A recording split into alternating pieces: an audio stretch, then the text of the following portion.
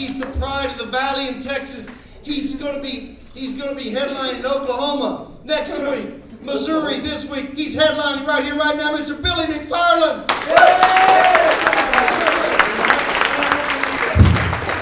Hey, Sunday night crowd, you guys know how to party. Yeah. Y'all made it to the end. How do you feel? Like you accomplished something? Congratulations, man. Good deal. We got Flavor Flav over here, all night dressed up all nice. I'll leave the good watch at home. I'll take out the nice Sunday watch. Good to see you, sir. So, man, you guys, who hit up a happy hour before the show tonight? Anybody? Yeah, happy hour? I did too, man. It's Sonic. I love vanilla. You know? I learned this, man. You guys know if you work at Sonic, you get paid $7.50 an hour. But if you work at Sonic on skates, you get $8.50 an hour. Now, dollar raise, that's not that big of a deal to a few people, but think about it this way, that's a 15% raise. Would you do your job on skates for 15% more a year? Hell yeah, you would, right? Can you imagine cops pulling people over? Do you know why I pulled you over?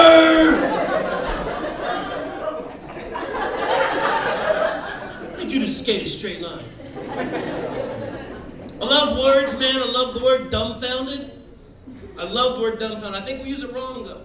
I think dumbfounded should be a medical condition instead of an expression. You know? Take your kids to the doctor. They go back for a while, comes back, guys, like, oh, I did some testing on your child. Turns out he's dumbfounded. Parents are like, oh my God, we had no idea. You know, we didn't think so. It's genetic. I got stuck in Oklahoma City Airport 2 years ago for 7 hours.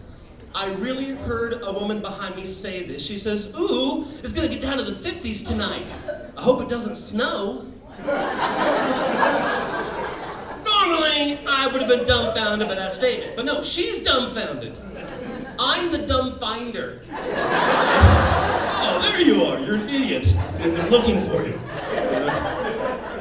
You know what makes me feel like I'm the one that's dumbfounded is anytime I watch Jeopardy. I love Jeopardy, but apparently I'm a moron. Because last week I watched it, I only got 2 questions right. And that was during a commercial. Do you need a car? I'm like, yes. Do you need a job? Well, it is yes. I'll get my skates. When can I start? Born and raised in South Texas, down in McFarland, the Valley. Anybody familiar with the Valley at all? Yeah? Where from? Born in McFarland. No, me too. Mac High or Memorial? Memorial. Oh, man, I can't say screw you. I went to Memorial also. Fuck it, they tore it down. Yeah, well then fuck it. Yeah! I have nothing else to say. I don't know why this guy threw me off so badly. He's from my school, which means he should probably beat me up on sight, because I was not popular in high school, you know? Yeah, I mean, you see how white I am, right? Yes. Here's the first phrase I learned in Spanish. It was, hola, mi amo orejas de elefante. Which means, hello, my name is ears of an elephant. Because that's what they called me growing up, man. I'd walk into the room, they're like, elefante, oreja, papalillo. You know? And I had to agree because I had big ears. I'm like, sí, mucho grande. Gracias. You know? It sucks having big ears, man. The thing that sucks the most about big ears is deaf people. Man, deaf people, they look at me all angry. You know? Like I'm hogging up all the hearing or something. It's not fair. Growing up, man, I had this all-American look as well, man. And growing up, that does not work with the ladies. Because not many girls want to go out with a guy that's a cross between Opie and the dude from Mad Magazine. Wouldn't he worry? Yes! All the time, man. See, I hated growing up. Now, I was a music major in college. I thought I wanted to be a choir director, and then I realized I hated kids. So I couldn't do that. But from 7th grade on through college, I was always on the choir team. And I say choir team because I really wanted to be athletic, but I wasn't. So I couldn't. So I was on the choir team instead. And I don't know where y'all went to high school. Well, I know where you went to high school, but I know where the rest of y'all went. And where I went to school, the choir team was like the lowest on the totem pole of people to be made fun of. Like even the band team made fun of the choir team. Have you ever been called a homo by a guy with a flute? Hey, look at the homo!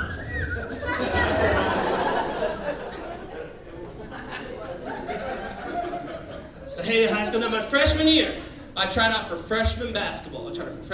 Freshman year. And on day one, 150 kids tried out. And on day one, coach cut 3 of us. Me and 2 twins.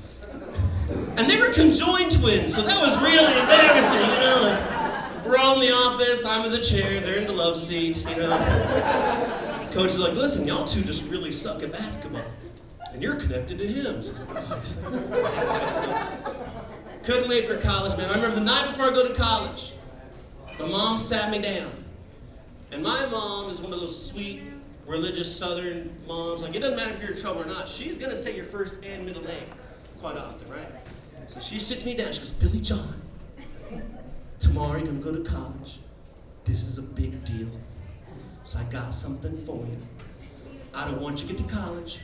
Forget about these and put them in your wallet. You need to use these. And of course I'm thinking, oh no, my mom is about to give me, yes. And how is this not gonna be uncomfortable? And my mom reaches in her purse and pulls out a packet of coupons from McDonald's. And starts going through the only a mom was like, Billy John, this is a free quarter pounder when you buy a quarter pounder. Don't get to college and forget about this. I'm like, Mom, I thought you were gonna give me condoms. She's like, oh, Billy John, you're not gonna get laid in college. And she was right. Like, how did she know? You know? I went on 2 dates for 2 years. I went on all my dates with those McDonald's coupons. My mom cock blocked me for 2 years as well. You like apple pies? No, you're gonna watch me eat 2 apple pies.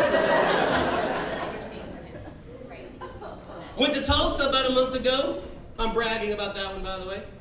I learned something very important on my trip to Tulsa. I learned that I am glad I don't live 19 miles south of Atoka, Oklahoma. Man, they've only got 1 radio station out there. I wanted to listen to some music. I put the radio on scan. This is exactly how it sounded.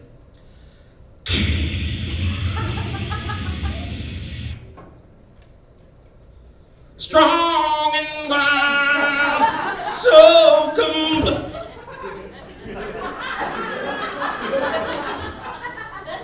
The way you let me, like, oh my God! Like, I don't know where's worse to live there, but there's a place in Arkansas called Arkadelphia. Arkadelphia! It's like the combination of Arkansas and Philadelphia. They call it the city of cousinly love.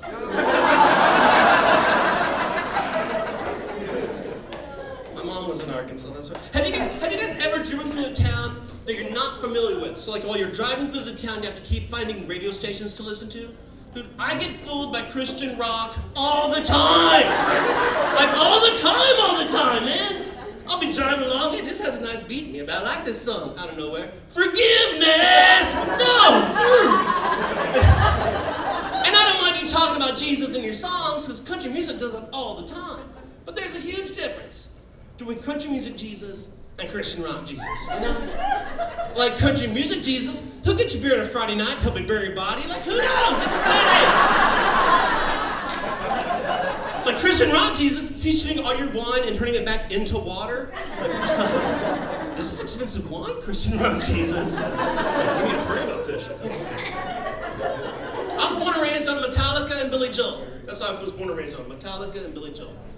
And I remember when I was in high school, my mom and I would sit at the dinner table, play skit-bo, eat church's chicken, and listen to Metallica. Because I was awesome at skit-bo. And there's no way to have Metallica ruined for you more than to have your mom start singing Metallica the way only a mom can sing Metallica. She's all, Master, Master, Master of Puppets, because I'm pulling your strings. I'm like, oh, I love this song, but I hate this song now, you know? My mom accidentally rapped on the phone once, in perfect rhythm. We're on the phone, and my mom goes, ooh, Billy John, my neck. My back. I was like, oh my God.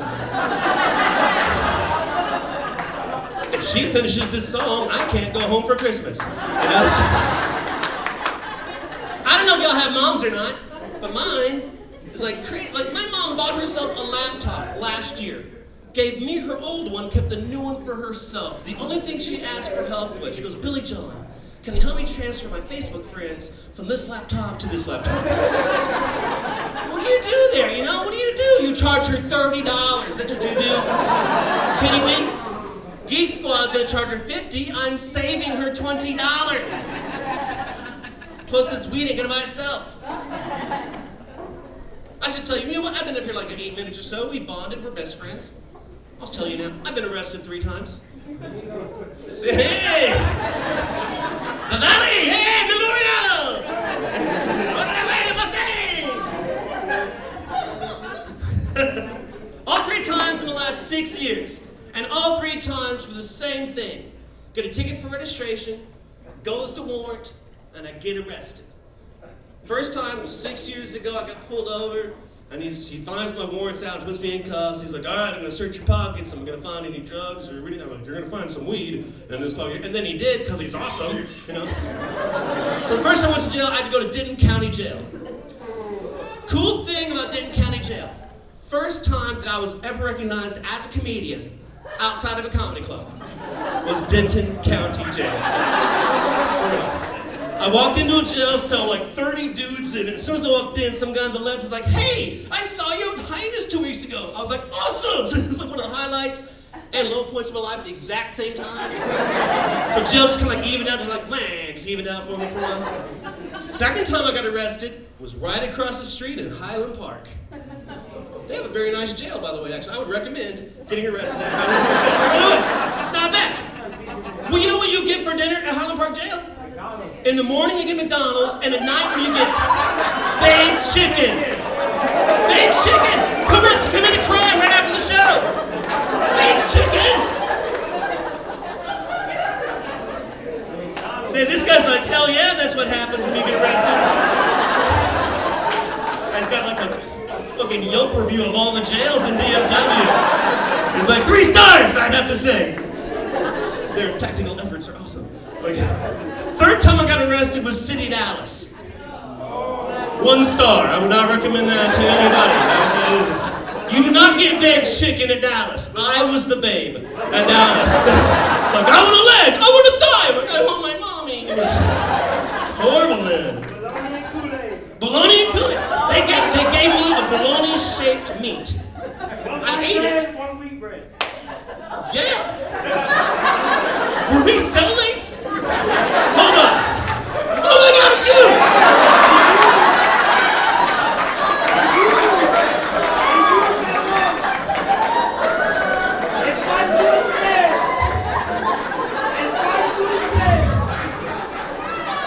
Oh, somebody get me out of here after the show is over. I do not want to be a bitch again. I already spent 1 night as his bitch. I can't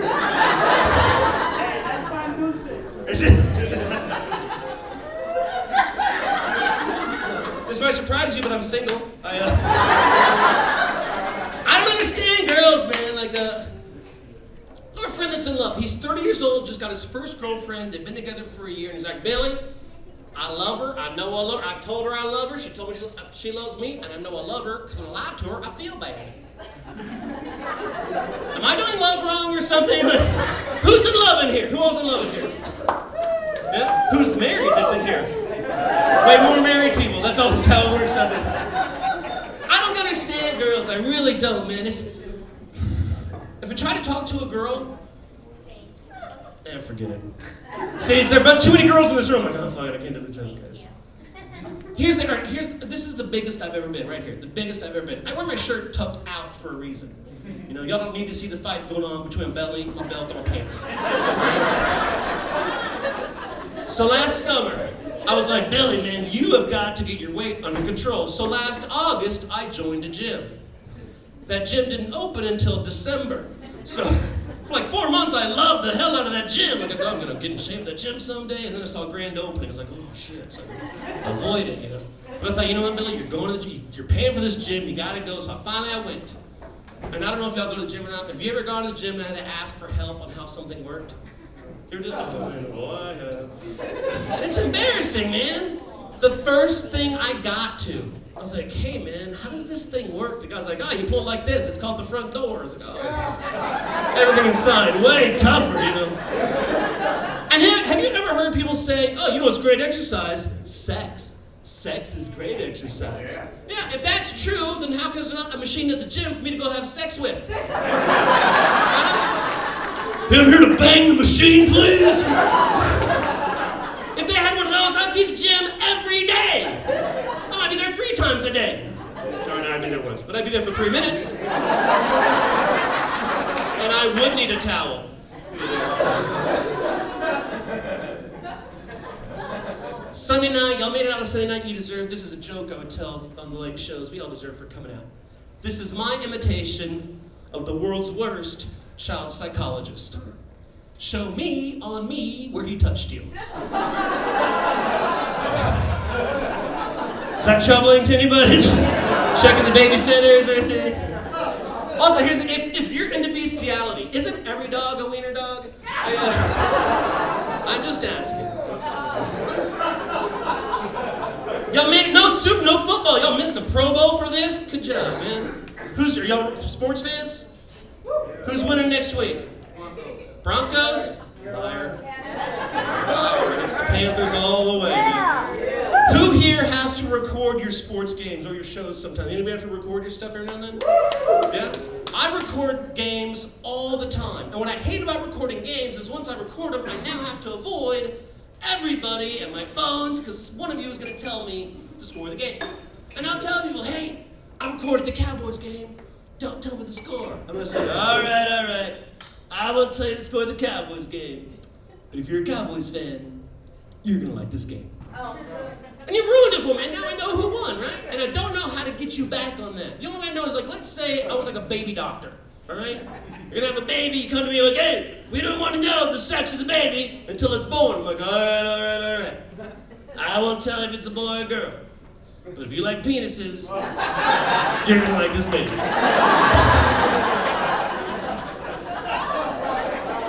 I said basketball. Yeah, basketball is my sport. I love basketball. My favorite basketball player is Carlos Boozer. I love Carlos Boozer, not because of how he plays or who he plays for. I love his name, Carlos Boozer. Because how many times when he was growing up did his dad say, son, you don't do drugs because you're a boozer.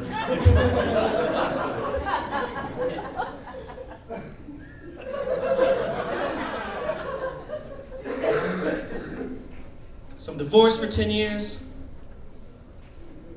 I've had this joke for 8 years. I didn't tell it until 2 years ago because I was terrified of my ex-wife. But then I figured, you know what, we have to die sometime. I'm going to go down swinging. So, my ex-wife had 2 sisters that had speech impediments. One of them was worse than the other. So whenever they'd come to visit, they were like, hey, Billy, it's been going on, it's been a long time, how you been doing? Like, that's life. That's just how it was for me for like 7 years. So it's last Christmas before the divorce, and her whole family comes down to visit. And as a family, we decided to play Trivial Pursuit. You played Trivial Pursuit before. We have to read questions to the next person. So guess who read all of their questions to me? The worst of the 2. So here's my question on Christmas Eve, the last Christmas Eve before my divorce. She goes, in 1969, one man on the moon for every star, on Stunner, Anna Funner, Anna Sun, Funner, Anna Sunner, on Sunner, Anna Funner, Sunner, Anna Sunner, Funner, Sunner.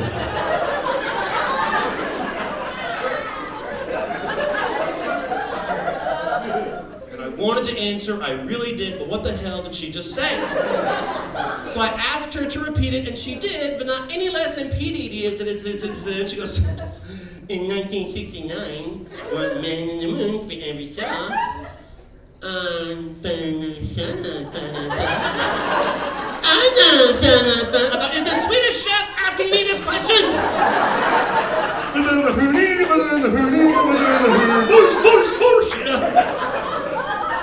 And it had been 7 years, and I'd had it up to years, so I finally answered. I was like,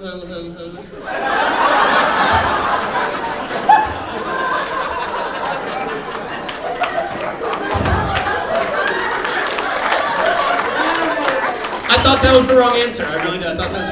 She goes, oh, good answer. Go again.